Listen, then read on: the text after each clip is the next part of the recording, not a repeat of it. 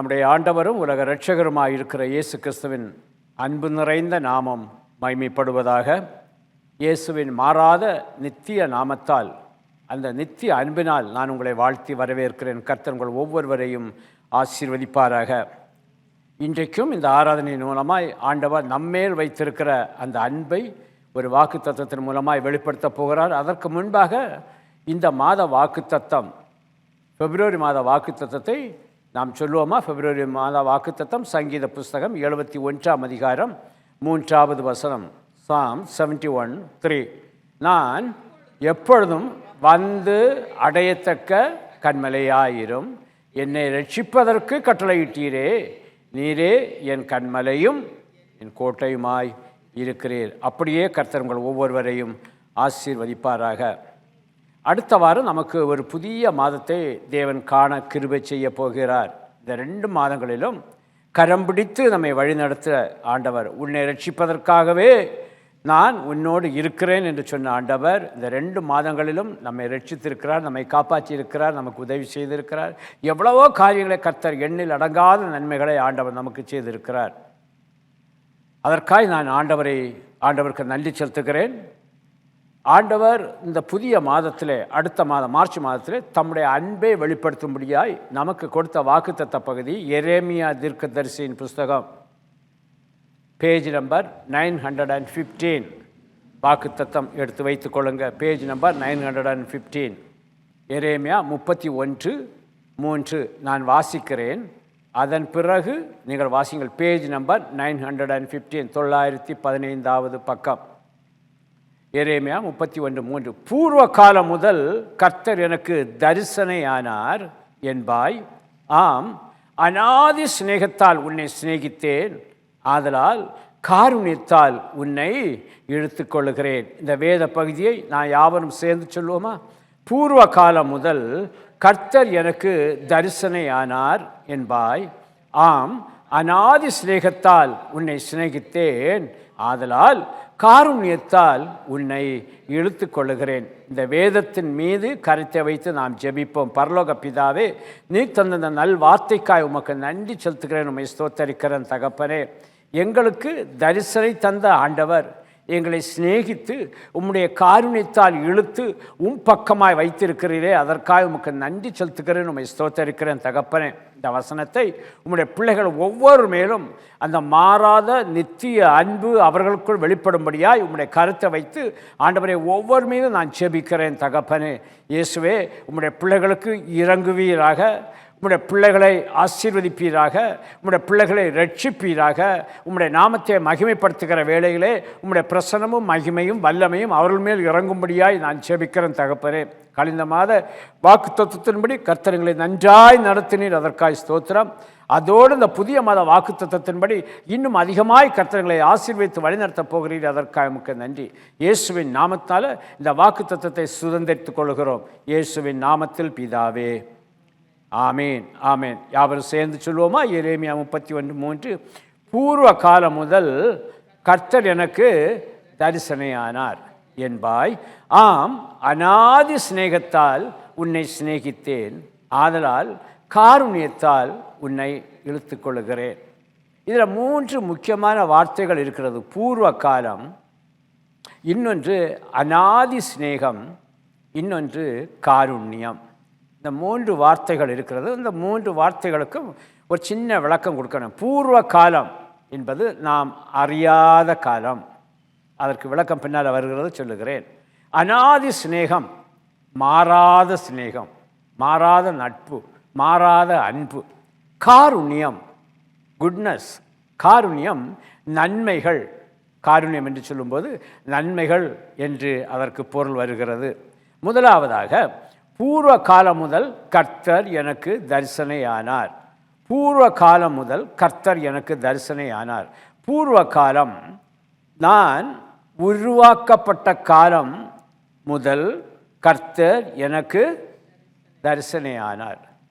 பூர்வ காலம் என்று சொல்லும்போது நான் அறியாத காலம், அந்த காலத்திலிருந்து இன்றைக்கு வரைக்கும் கர்த்தர் எனக்கு தரிசனையாய் இருக்கிறார். கர்த்தர் என்மேல் அன்பு நிறைந்தவராய் இருக்கிறார். கர்த்தர் எனக்கு காருண்யத்தை தந்து என்னை ஆசீர்வதிக்கிறார்.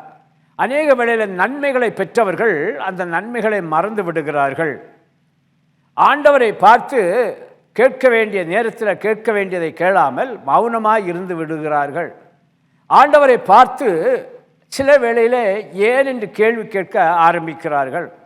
பூர்வ காலம் அறியாத காலம். இன்றைக்கு பாருங்க, அதிகாலை வேளையிலே கர்த்தர் என்னை எழுப்பி விடுகிறார். ஆமேன். எதுக்கு எழுப்பி விடுகிறார்? என்னை ஆராதிக்க, என்னை துதிக்க, என்னை ஸ்தோத்தரிக்க, என்னுடைய சமூகத்துக்கு முன்பாய் வா, இந்த நாளுக்குரிய நன்மைகளை நான் உனக்கு வைத்திருக்கிறேன், இந்த வாரத்துக்குரிய நன்மைகளை நான் உனக்கு தருவேன் என்று கர்த்தர் வாக்கு கொடுக்கிறார். இந்த நாள் வரைக்கும் கர்த்தரின் கரத்தில் நாம் இருப்பதால் கர்த்தரின் கிரியைகளை, அதாவது அந்த தரிசனையை, ஆண்டவர் நம்மேல் வைத்திருக்கிற அந்த அக்கறையை எரேமியா இப்படி சொல்கிறார். பூர்வ காலம் முதல் என் தேவன் என்மேல் தரிசனையாக இருந்தார். தரிசனம் என்று சொல்லவில்லை, தரிசனை. தரிசனத்துக்கும் தரிசனைக்கும் வித்தியாசம் உண்டு. இந்த தரிசனை விளக்கம் ஏசாயா தீர்க்கதரிசியின் புஸ்தகம் 49ஆம் அதிகாரம் 1வது வசனம், பக்கமன் 855. 855 ஏசாயா 49:1 வாசிப்போமா? தீவுகளே எனக்கு செவி கொடுங்கள், தூரத்திருக்கிற ஜனங்களே கவனியுங்கள். தாயின் கர்ப்பத்தில் இருந்தது முதல் கர்த்தர் என்னை அழைத்தார். நான் என் தாயின் வயிற்றில் இருக்கையில் என் நாமத்தை பிரஸ்தாபப்படுத்தினார். இதுதான் அந்த தரிசனையின் விளக்கம். பூர்வ காலத்துக்குள்ள காரியங்கள். நான் தாயின் கர்ப்பத்தில் இருந்தது முதல் எனக்கு தெரியாது. நான் தாயின் கர்ப்பத்தில் இருக்கேன்னு அதுவும் எனக்கு தெரியாது. கர்த்தர் அந்த கர்ப்பத்தில் இருந்தது முதல் கர்த்தர் என்னை அழைத்து நான் தாயின் வயிற்றில் இருக்கையில் யாருக்கு நாமத்தை, என் நாமத்தை பிரஸ்தாபப்படுத்தினார். அது எனக்கு தெரியவே தெரியாது. ஆனால் நான் என்ன எனக்கு தெரியும் என்றால், பூர்வ காலம் முதல் கர்த்தர் என்னோடு கூட இருக்கிறபடியினால்தான் நான் இன்றைக்கு நான் உயிரோடு இருக்கிறேன். ஆமேன். நம்ம வாசித்தோம் பாருங்க, 139வது சங்கீதம், 139வது சங்கீதத்தை எடுத்துக்கொள்ளுங்கள். அதை வாசித்து கொண்டிருக்கிறவர்கள் சில காரியங்களை நான் அதில் பார்த்தேன். 13வது வசனம் பாருங்க. நீ 139:13, பேஜ் நம்பர் 757, 757. உள்ளந்திரியங்களை கை கொண்டிருக்கிறேன், என் தாயின் கர்ப்பத்தில் என்னை காப்பாற்றினீர், என்னை அழித்து விடவில்லை, என்னை காப்பாற்றினீர், நான் இன்றைக்கு ஜீவனோடு இருக்கிறேன், பூர்வ காலத்தை நினைக்கிறேன். சங்கீதக்காரன் சொல்லுகிறான், என்னை காப்பாற்றினீர் ஆண்டவரே என்று சொல்லுகிறான். அதன் கீழே சொல்ல, நான் எப்படிப்பட்ட சூழ்நிலையில் உருவாக்கப்பட்டிருக்கிறேன், நான் பிரமிக்கத்தக்க அதிசயமாய் உண்டாக்கப்பட்டபடியால் உம்மை துதிப்பேன். 15வது வசனத்தை பாருங்க. நான் ஒளிப்பிடத்திலே உண்டாக்கப்பட்டு பூமியின் தாழ்விடங்களிலே விசித்திரமாய் வினோதமாய் உருவாக்கப்பட்ட போது என் எலும்புகளெல்லாம் நீர் பார்த்தீர் ஆண்டவரே, என்னை பார்த்து கொண்டே இருந்தீர் ஆண்டவரே. நான் உருவாக்கப்பட்ட நாளிலிருந்து என்னை நீர் பார்த்து கொண்டிருந்தீர் ஆண்டவரே. இதுதான் பூர்வ காலம். அது நமக்கு தெரியாது. இன்றைக்கி 1வது வகுப்பு படித்த காலத்தில் 1வது வகுப்பில் நம்ம எப்படி இருந்தோன்னு நமக்கு தெரியாது. சிலருக்கு இன்னைக்கு இருக்க சூழ்நிலையே தெரியாது. எப்படி இருக்கோம், என்ன செய்துட்ருக்கோம், ஏதோ இந்த உலகத்துக்கு கூட நம்ம போயிட்டுருக்கிறோம். 5ஆம் வகுப்பில் படித்தது நமக்கு தெரியாது. ஒரு சில காரியங்கள் ஞாபகத்துக்கு இருக்கலாம். ஆனால் வளர வளர அந்த அறிவு விருத்தி அடைய அடைய ஆண்டவர் நம்மோடு கூட இருந்து இந்த பூர்வ காலத்தில் உள்ளதெல்லாம் இன்றைக்கு சிந்திக்கும்படியாய் கர்த்தர் அந்த கிருபையை தந்திருக்கிறார். இந்த உலகத்தில் பாருங்கள், எத்தனையோ குடும்பங்களில் குழந்தை பாக்கியம் கிடையாது. ஆனால் நம்முடைய பெற்றோர் வெட்கப்படாதபடி இருக்கும்படியாய் கர்த்தர் ஒரு குழந்தையாய் அந்த குடும்பத்தில் நம்மை கொடுத்திருக்கிறார். நினைத்து பார்ப்பது கிடையாது. அதை நாம் நினைத்து பார்ப்பது கிடையாது. நம்முடைய தாய் தகப்பன் வெட்கப்படக்கூடாது என்று நினைத்து நமக்கு அவருக்கு ஒரு பாக்கியமாய் நம்மை ஆண்டவர் கொடுத்திருக்கிறார். பூர்வ காலம் முதல் நினைத்து பார்த்தோம் என்றால் அந்த நாட்களிலே ஆண்டவர் அநேக காரியங்கள் நமக்கு செய்திருக்கிறார். இன்றைக்கும் செய்து கொண்டுதான் இருக்கிறார். நம்முடைய பணத்தினால் அல்ல, நம்முடைய பலத்தினால் அல்ல, நம்முடைய அறிவினாலே புத்தியினாலே அல்ல, கர்த்தருடைய கிரியைகள் நம்முடைய வாழ்க்கையிலே நடக்கிறது. பூர்வ காலம் முதல் இன்னும் ஒன்று சொல்ல விரும்புகிறேன். பூர்வ காலத்தில் நம்ம எத்தனையோ இடத்துல விழுந்து எழும்பி இருக்கிறோம், அடி வாங்கி இருக்கிறோம், உதகடைச்சிருக்கு. ஆனால் அந்த இடத்துல தேவன் நம்மை கைவிடவில்லையே. எவ்வளவு அதிசயமாய் நம்மை தேவன் காப்பாற்றி இருக்கிறார். எத்தனையோ ஆபத்துகள், எத்தனை விபத்துகள் நமக்கு தெரியாமல் இருந்திருக்கலாம்.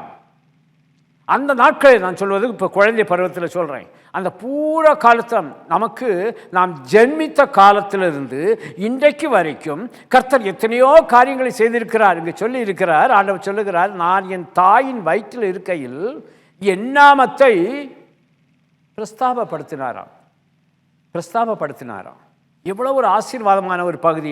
இன்னும் ஒரு வசனத்தை பாருங்க, 853வது பக்கம், ஏசாயா 46:3-4. ஏசாயா 46 3வது வசனமும் 4வது வசனமும். யாக்கோபின் சந்ததியாரே, இஸ்ரவேல் சந்ததியில் மீதியாகிய சகல ஜனங்களே, எனக்கு செவி கொடுங்கள். தாயின் வயிற்றில் தோன்றினது முதல், ஒரு ஆமேன் சொல்லுவோமா? நீ பிறந்ததுலேருந்து நான் உன்னை ஏந்திட்டு இருக்கப்பா. தாயின் கற்பத்தில் உற்பத்தி ஆனது முதல் உன்னை தாங்கினேன், உங்களை தாங்கினேன். எவ்வளவு ஆண்டவர் அந்த வார்த்தைக்கு பாருங்க. சில வேளையில் அந்த கர்ப்பஸ்திரிகள் வயிற்றை பிடிச்சிட்டு நடப்பாங்க, அவங்க நடக்க முடியாமல் நடப்பாங்க. கர்த்தர் சொல்லுகிறார், தாயின் வயிற்றில் தோன்றினது முதல் உங்களை ஏந்தி இருக்கிறேன். தாயின் கற்பத்தில் உற்பத்தி ஆனது முதல் உங்களை தாங்கி கொண்டிருக்கிறேன். எனக்கு இந்த கரு வேணும், எனக்கு இந்த பிள்ளை வேணும், எனக்கு இந்த மகன் வேணும். பூர்வ காலத்தில் நடந்ததை இன்றைக்கு கர்த்தர் உங்களுக்கு வெளிப்படுத்தி காண்பிக்கிறார். அதற்காக ஆண்டவரை ஸ்தோத்தரியுங்க. தாயின் கருவில் அழிய விடவில்லை, அவர் தாங்கி ஏந்தி வந்திருக்கிறார். அன்றைக்கு செய்த அதே வார்த்தையை, இன்றைக்கு செய்த அந்த கிரியைகளை கர்த்தர் இன்றைக்கு நமக்கு சொல்லுகிறார். 4வது வசனத்தில் பாருங்க, நீங்க வயசான காலம் வரைக்கும், முதிர் வயது வரைக்கும் நான் அப்படியே ஏந்தி தாங்கி நான் செய்வேன். நிறை வயது மட்டும் நான் உங்களை தாங்குவேன். நான் அன்றிலிருந்து, அதாவது அந்த பூர்வ காலத்திலிருந்து நான் அப்படியே செய்து வந்தேன். இப்போ நான் மறுபடியும் சொல்லுகிறேன், உன் காது கேட்க நான் சொல்லுகிறேன். நீ ஒரு பெரிய மனிதனாய், வயதிலே முதிர்ந்தவனாய் காணப்பட்டாலும் கூட இனிமேலும் நான் ஏந்துவேன், சுமப்பேன், தப்புவிப்பேன். ஆண்டவர் எவ்வளவு நேசிக்கிறார் பாருங்க. எங்க காணப்பட்டாலும், எந்த தேசத்தில் காணப்பட்டாலும், எப்படிப்பட்ட சூழ்நிலையிலே காணப்பட்டாலும், அன்றைக்கு நான் செய்ததை இன்றைக்கு நான் செய்ய போகிறேன். பூர்வ காலத்தில் செய்ததை இந்த நாட்களிலே, இந்த வேளையிலே, இந்த மணி நேரத்திலையும் நான் செய்து வந்தேன். இனிமேலும் நான் ஏந்துவேன். ஒரு மனிதன் தன் பிள்ளை சுமப்பது போல, நீ என் பிள்ளை, நான் உன்னை சுமப்பேன், நான் தப்புவிப்பேன். எத்தனை தீங்கு, எத்தனை தீமை, எத்தனை ஆபத்து, எத்தனை படிச்சொல், எத்தனை காரியங்கள் எழும்பினாலும் அந்த இடத்திலிருந்து நான் உன்னை தப்பு வைப்பேன். பூர்வ காலம் முதல் கர்த்தர் எங்களுக்கு தரிசனம் நினைத்து பார்க்கணும். ஆண்டவரே, எப்படிப்பட்ட காரியங்கள் எல்லாம் வச்சிருக்கிற, நான் என்னை படிக்க வச்சிருக்கிறீரே ஆண்டவரே, எனக்கு அறிவை தந்திருக்கிறீரே ஆண்டவரே. கர்த்தர் ஞானத்தை தருகிறார், ஞானத்தை தந்தீர் ஆண்டவரே. யாரும் அந்த தாய் தகப்பனோ இல்லை வேற யாரும் நமக்கு ஞானத்தை கொடுக்க முடியாது. படைத்தவரால் தான் முடியும். அவர் ஞானத்தின் தகப்பன். அவர் கர்த்தர் ஞானத்தை தருகிறார். அவர் வாயிலிருந்து அறிவும் புத்தியும் வரும். அதை அப்படியே பிடிச்சிட்டோன்னு சொன்னால் அது நமக்கு ஒரு ஆசீர்வாதமாக இருக்கும். இன்னைக்கு வேதத்தை படித்து எத்தனையோ பேர் விஞ்ஞானிகளாய் மாறி இருக்கிறாங்க. இந்த வேதத்தை படித்து எத்தனை பேர் பெரிய பெரிய ஸ்தானத்தில் உட்கார்ந்துருக்காங்க. காரணம் என்ன தெரியுமா? கர்த்தர் ஞானத்தை தருகிறார். பூர்வ காலம் முதல் கொஞ்சம் போல காரியங்கள் அல்ல, நிறைவான காரியங்களை ஆண்டவர் நமக்கு செய்திருக்கிறார். தாங்குகிறார் கர்த்தர், ஏந்துகிறார் கர்த்தர், சுமக்குகிறார் கர்த்தர், தப்புவிக்கிறார் கர்த்தர். எவ்வளவு காரியங்கள், எவ்வளவு காரியங்கள், எவ்வளவு காரியம் நினைத்து பாரு. ஒரு நாள் வீட்டில் உட்கார்ந்து நீங்கள் பிறந்த நாள்லேருந்து இந்த நாள் வரைக்கும் உள்ள காரியங்களை நினச்சி பாருங்கள். எவ்வளவு காரியங்களை ஆண்டவர் செய்திருக்கிறார். பூர்வ காலத்தில், நீ அறியாத காலத்தில், உனக்கு அறியாமையின் காலத்தில் செய்ததை நான் இன்னைக்கும் செய்து கொண்டிருக்கிறேன். எவ்வளவு அன்புள்ள தெய்வம், எவ்வளோ அன்புள்ள தெய்வம். சிலர் சொல்லலாம், இது என் படிப்பினால, என் பலத்தினால, என் பராக்கிரமத்தினால, என் பணத்தினால.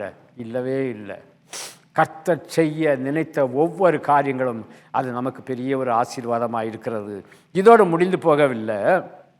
இப்போ ஒரு வாக்கு கொடுக்குறாரு. அன்னைக்கு நான் செய்ததை இப்போ நான் செய்கிறேன்.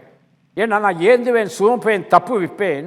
பூர்வ காலத்தில் நான் செய்ததை நீ அறியாமல் இருந்தாய், இன்றைக்கு நீ அறிந்து கொள் என்று கர்த்தர் எச்சரிக்கிறார்.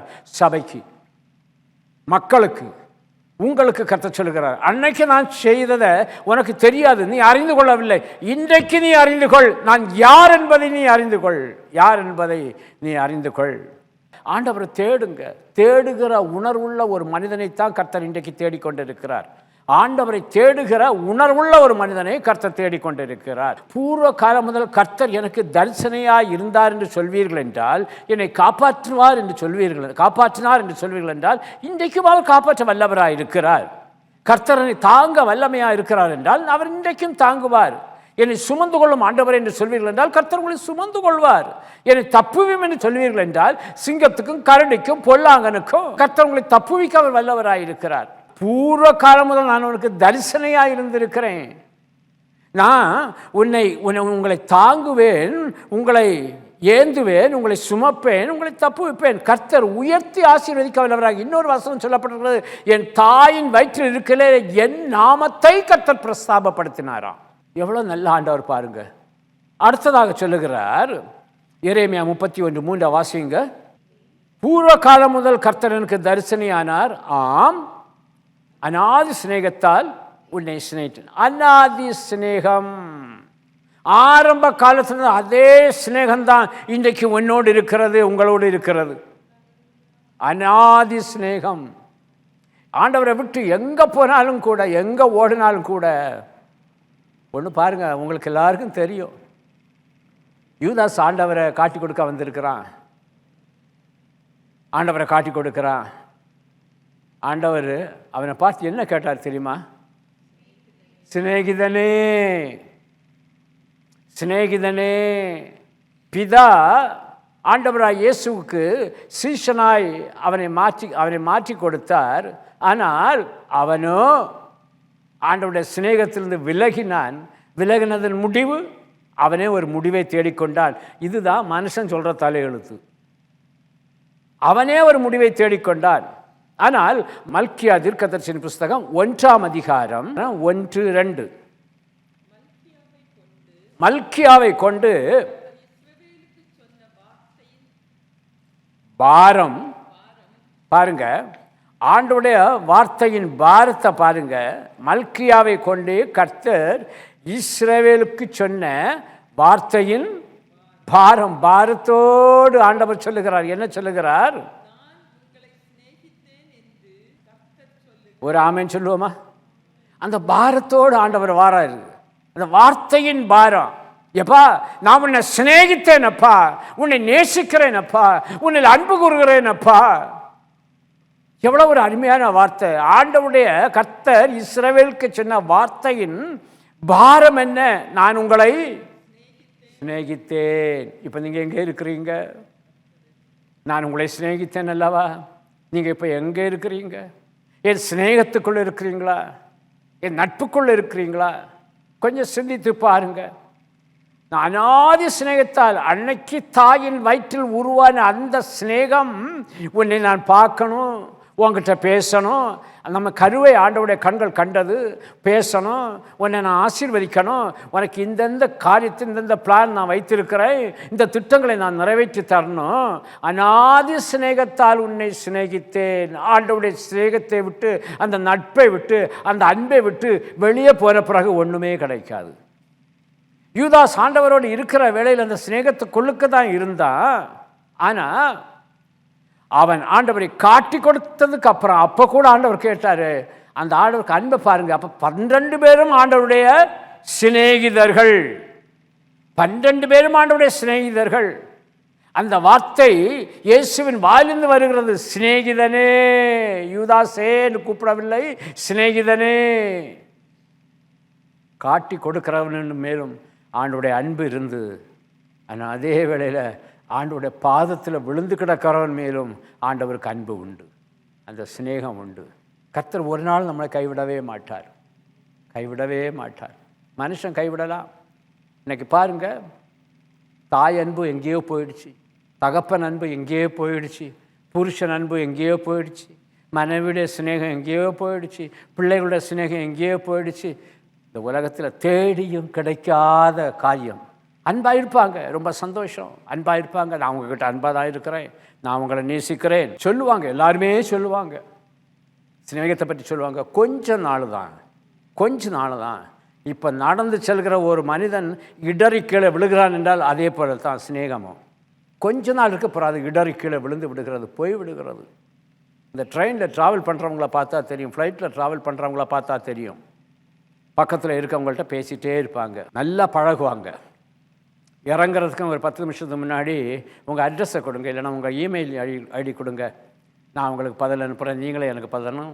அந்த இமெயில் ஐடியும் மாறிடும், அந்த இது அட்ரஸும் கொடுத்துருவாங்க, எல்லாம் கொடுத்துட்டு அனுப்பி விட்டுருவாங்க. கொஞ்ச நாளுக்கு தான், 2 நாளுக்கு தான். அதன் பிறகு நீ யாரோ நான், இந்த மாதிரி தான் இந்த உலகத்தில் இருக்கிற அன்பு. ஆனால் அநாதி சிநேகத்தால், அன்னைக்கு வச்ச சிநேகத்தால் நான் அவனை சிநேகித்திருக்கிறேன். இன்னைக்கும் அதே சிநேகம், மாறாத சிநேகம். அவரை குத்தினவர்கள் கூட ஒரு நாள் அவரை நோக்கி பார்க்க முடியாது, ஆண்டவருடைய சிநேகம் காணப்பட்டது. ஆமேன். அங்கே சிலுவையில் பாருங்க, ஆண்டவரை சொல்லிட்டாங்க, இயேசு சிலுவையில் அறையும், சிலுவையில் பரபாசை விடுதலை செய்யும் சொல்லிட்டாங்க. ஆண்டவரை சிலுவையில் அரைஞ்சாச்சு. ஆண்டவருடைய சிநேகம் அங்கே முன்னால் இருக்கிறவங்களாம் பரியாசம் பண்ணுறாங்க, என்னெல்லாமோ சொல்கிறாங்க. அப்படியே சிநேகம் என்ன சொல்லுது தெரியுமா? இவர்கள் எல்லாம் பிதாவினால் உண்டாக்கப்பட்டவர்கள், பிதாவே இவர்களை மன்னியும். உம்மால் உண்டாக்கப்பட்ட பிள்ளைகள், இவர்களை மன்னியும். அந்த சிநேகத்தை பாருங்கள், எவ்வளோ அருமையான சிநேகம், மேன்மையான சிநேகம்.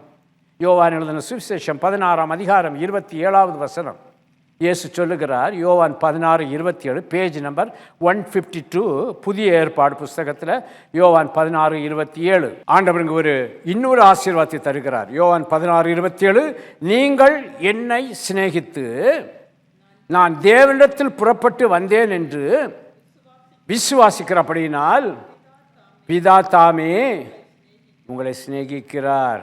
ஆமேன். உங்களை சிநேகிக்கிறார். எல்லார்ட்டையும் ஒரே அன்பு. படித்தவன்ட்டையும் அதே சிநேகம்தான், படிக்காதவன்ட்டையும் அதே சிநேகம்தான், உயர்ந்தவனிடத்தும் அதே சிநேகம்தான், தாழ்மையாக இருக்கிறவன்ட்டையும் அதே சிநேகம்தான். இன்றைக்கும் அந்த அநாதி சிநேகம் மாறையில. ஆண்டவர் மாறவே மாட்டார். அவர் நேற்றும் இன்றும் என்றும் சிநேகத்தில் மாறுகிறவர் அல்ல. அவர் மாறாதவர். சின்ன பிள்ளைகிட்ட எவ்வளோ அன்பு வைத்திருக்கிறாங்களோ அதே தான் பெரியவங்கள்ட்டையும், அதே தான் நிறை முடி வயது வாரது வரைக்கும் அதே சிநேகம்தான். இங்கே சொல்கிறாரு, நீங்கள் என்னை சிநேகித்து நான் தேவனிடத்திலிருந்து புறப்பட்டு வந்தேன் என்று நீங்கள் விசுவாசிக்கிறபடியினால. நீங்கள் என்ன சிநேகிக்கிறீங்க? நான் பிதாவிடத்தில் வந்தேன்னு விசுவாசிக்கிறீங்க. இப்போ பிதாதாமே உங்களை சிநேகிக்கிறார். அந்த அன்பு எப்படி மாறுது பாருங்கள். பிதாவின் அன்பு குமாரிடம் கொடுக்கப்படுகிறது, குமாரனுடைய அன்பு நமக்குள்ளே கொடுக்கப்படுகிறது. ஆண்டவர் நம்மை சிநேகிக்கிறார். இந்த சிநேகம் வரணும்னா ஒரே ஒரு வசனம். இந்த வசனத்தின்படி நாம் நடக்கிற வேளையில் கர்த்தர் நிச்சயமாய் நம்மை ஆசீர்வதிக்க வல்லவராக இருக்கிறார். 1 பேதுரு 1ஆம் அதிகாரம் 15வது வசனம், உங்களை அழைத்தவர் பரிசுத்தராய் இருக்கிறது போல நீங்களும் உங்கள் நடக்கைகள் எல்லாவற்றிலும் பரிசுத்தராய் இருங்கள். பரிசுத்தராய் இருங்கள். அநாதி சிநேகம் சொல்லுகிறது, நான் பரிசுத்தராய் இருக்கிறேன், நான் உங்களை நேசிக்கிறேன், நான் உங்களை அழைத்திருக்கிறேன். அதே போல் நீங்கள் நடக்கைகள் எல்லாவற்றிலும் பரிசுத்தராய் இருங்கள். ஒரு வசனம் கூட சொல்லுவோம். இன்றைக்கு ஆண்டவர் சொல்லுகிறார். அநேகர் கேட்குறாங்க, ஆண்டவரே இவ்வளவு பாடு, இவ்வளவு உபத்திரவங்கள், இவ்வளவு வேதனைகளை நான் அனுபவித்து வருகிறேன். ஆண்டவரே என்னை சிநேகிக்கிறீரா? என்னை நேசிக்கிறீரா? ஆண்டவர் என்னை சொல்லும் ஆண்டவரே என்று ஆண்டவரை பார்த்து கேட்குறவங்களுக்கு ஆண்டவர் சொல்லுகிறார். 1 பேதுரு 5, 10, 11, கிறிஸ்து இயேசுவுக்குள் நம்மை தமது நித்திய மகிமைக்கு அழைத்தவராய் இருக்கிற சகல கிருபையும் பொருந்திய தேவன் தாமே என் சகோதரனே, என் சகோதரியே, அருமையான பெற்றோரே, கொஞ்ச காலம் பாட அனுபவிக்கிற உங்களை கர்த்தர் சீர்படுத்த போகிறார். கர்த்தர் உங்களை ஸ்திரப்படுத்த போகிறார். கர்த்தர் உங்களை பலப்படுத்த போகிறார். இன்றைக்கு கர்த்தர் உங்களை நிலைநிறுத்துவாராக, நிலைநிறுத்துவாராக, நிலைநிறுத்துவாராக. இன்றைக்கு உங்களை சிநேகிக்கிறார் ஆண்டவர். ஆண்டவரே, உங்களுடைய அன்பை விட்டு நான் தூரமாக போயிட்டேன் ஆண்டவரே.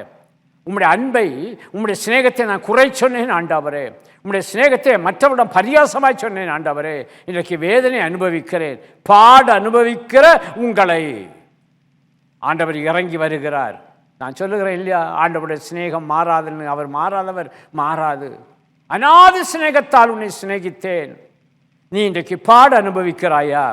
நான் உன்னை சீர்படுத்தி, ஸ்திரப்படுத்தி, பலப்படுத்தி நான் உன்னை நிலைநிறுத்தப் போகிறேன், நிலைநிறுத்தப் போகிறேன்.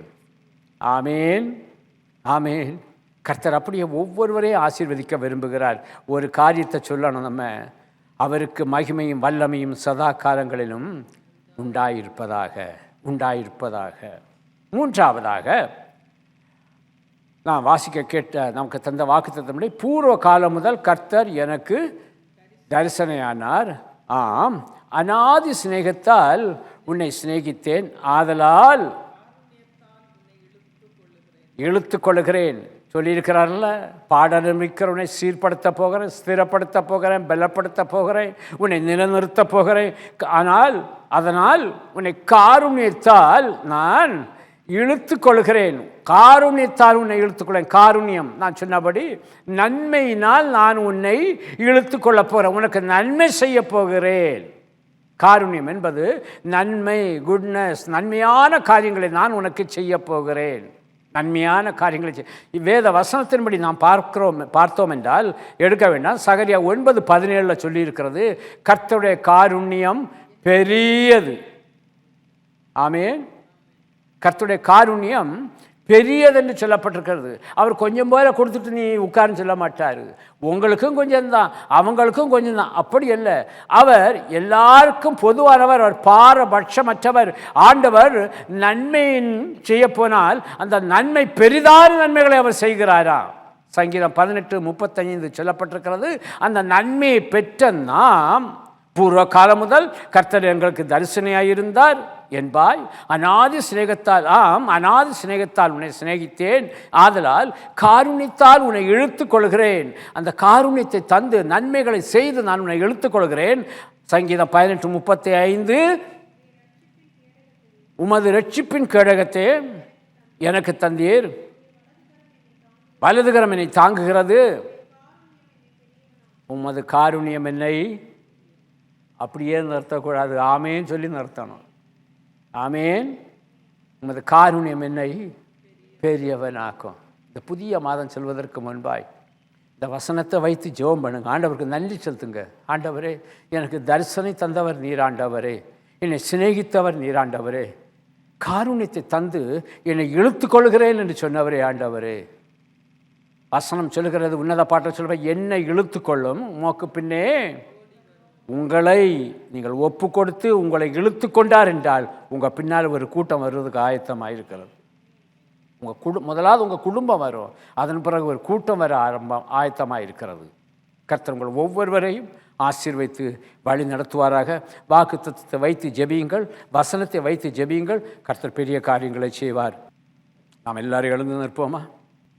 பிரியமானவர்களே, இந்த காலை வேளையில் ஆண்டவர் சொன்னார் பாருங்க, நான் தரிசனை கொடுக்கிறவர், நான் சிநேகிக்கிறவர், காருண்யத்தால் உன்னை இழுத்துக் கொள்கிறேன், நன்மையினால் முடிசூட்டி உங்களை ஆசீர்வதித்து உங்களை மேன்மைப்படுத்த அவர் வல்லவராக இருக்கிறார்.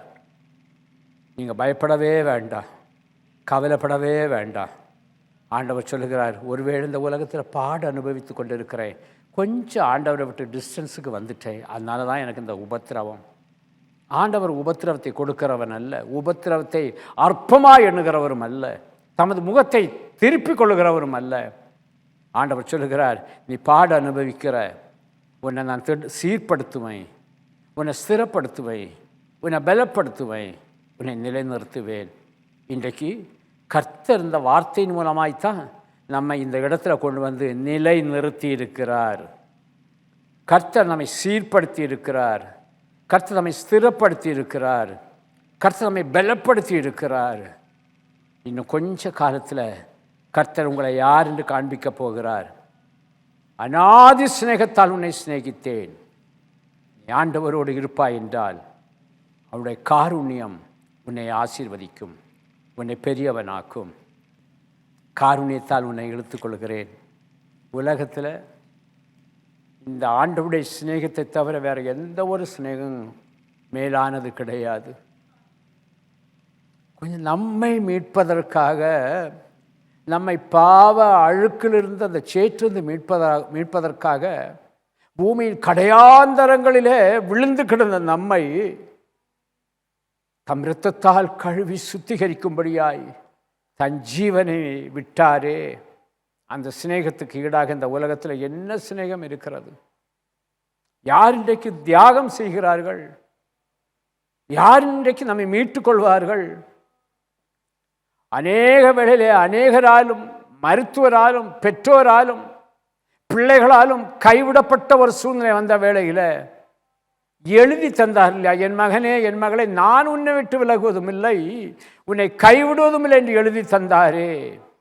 இன்றைக்கு சொன்னார் அல்லவா, உன்னை ரட்சிப்பதற்காக நான் உன்னோடு கூட இருக்கிறேன் என்று எரேமியா 30 கர்த்தர் வாக்கு கொடுத்தாரே.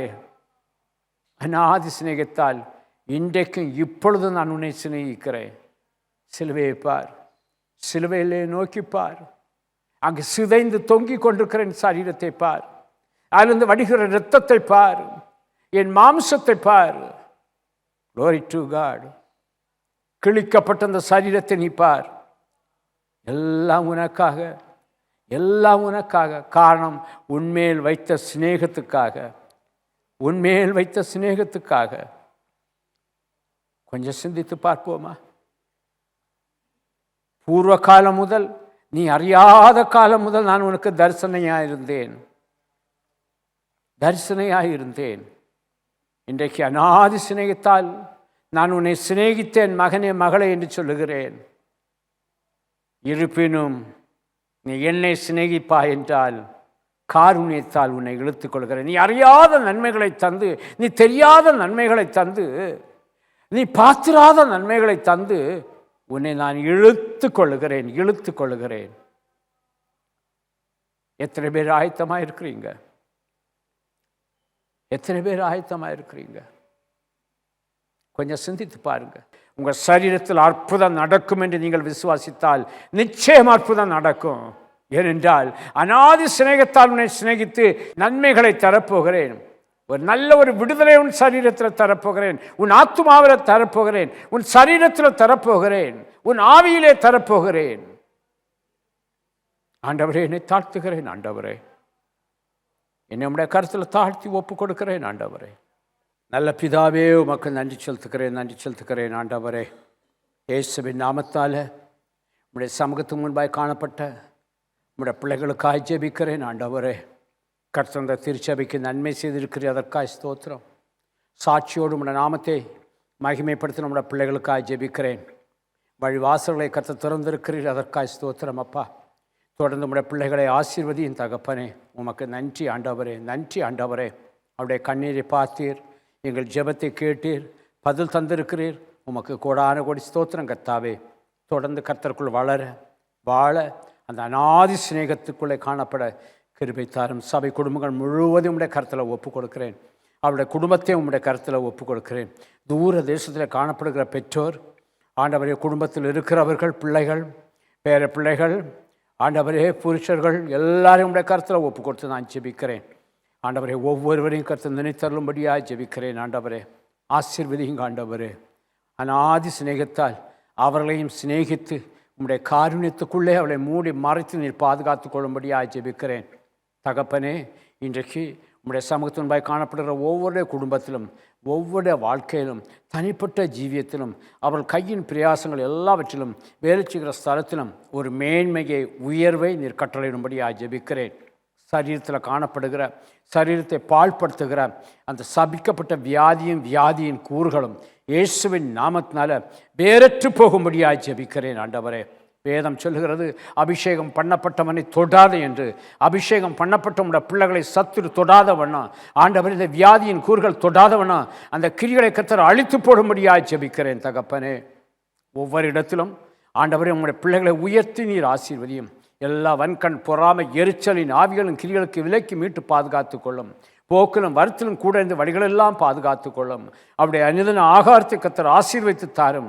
விசேஷமாய் அலங்கத்துக்குள்ளே சமாதானமும் சுகமும் மகிழ்ச்சியும் தேவன் கட்டளையிடும்படியாக ஜெபிக்கிறேன் கர்த்தாவே. குடும்பத்தின் எல்லா தேவைகளையும் கர்த்தர் சந்தித்து செழிப்பாக்குவீராக. இயேசுவின் நாமத்தினால ஒவ்வொரு ராக்காலமும் இவர்களுக்கு ஒரு ஆசீர்வாதத்தின் காலமாக இருக்கும்படியாக ஜெபிக்கிறேன். தேவனே, இயேசுவே, பிதாவே, நீர் என்னண்டையில் இருக்கிறீர், நானும் உம்மண்டையில் இருப்பேன் என்கிற அந்த விசுவாசத்தோடு கடந்து செல்ல தேவன் கிருபை தாரும் அப்பா. உன்னதமானவர் மறைவில் இருக்கிறவன் தான் சர்வ நிழலில் தங்க முடியும் என்ற வசனம் இருக்கிறது. அப்படி தங்குகிறவனை நீடித்த நாட்களால் திருப்தியாக்கி உம்முடைய ரட்சிப்பை நீர் காண்பிப்பேன் என்று சொன்னீரே. ரட்சிப்பை காண்பித்து ஆண்டவரே நீர் அவர்களை வழி நடத்தும்படியாக ஜெபிக்கிறேன். கர்த்தர் ஆசீர்வதியும் பொறுப்படுத்திக் கொள்ளும். இயற்கையினாலோ மற்றும் எந்த காரியத்தினாலோ எந்த மோசங்கள் அணுகாத வண்ணம் கர்த்தர் வேலி அடைத்து நீர் பாதுகாத்துக் கொள்ளும்படியாக ஜெபிக்கிறேன். சமாதானத்தின் தேவன் உம்முடைய பிள்ளைகளோடு தங்கியிருந்து உம்முடைய நாமத்தை மகிமைப்படுத்தும் பெரிய காரியங்களை செய்யும். சகல துதி கன மகிமை புகழ் எல்லாம் உமக்கு செலுத்துகிறேன் இயேசுவின் நாமத்தில் பிதாவே, ஆமேன் ஆமேன். இருதயத்தின் ஆழத்திலிருந்து நன்றி உள்ள இருதயத்தோடு என் ஆத்துமாவே கர்த்தரை ஸ்தோத்தரி, என் முழு உள்ளமே அவருடைய பரிசுத்த நாமத்தை ஸ்தோத்தரி. என் ஆத்துமாவே கர்த்தரை ஸ்தோத்தரி, கர்த்தர் செய்த சகல உபகாரங்களையும் மறவாதே. ஆமேன் ஆமேன். நம்முடைய கர்த்தராகிய இயேசு கிறிஸ்துவின் கிருபையும் பிதாவாகிய தேவனுடைய அன்பும் பரிசுத்த ஐக்கியமும் இன்றும் இன்றும் சதா காலங்களிலும் உங்கள் அனைவரோடும் கூட இருப்பதாக. ஆமேன் ஆமேன். கர்த்தர் உங்கள் ஒவ்வொருவரையும் ஆசீர்வதிப்பாராக. ஆமேன்.